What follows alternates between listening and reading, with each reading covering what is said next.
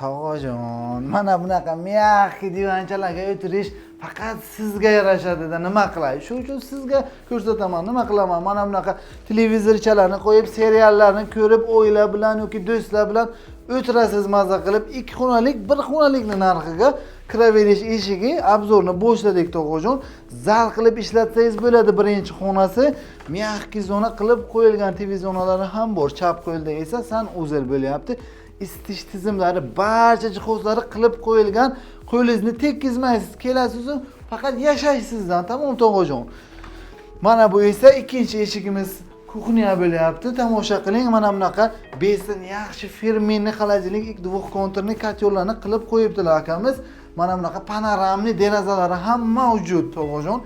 To'g'rida eshik, glavniy eshikdan kirdingizki, spalnya, ya'ni yotoqxonasi bo'lyapti. Tomosha qiling, qanaqa kirgizib, sig'dirib qo'yibdilar.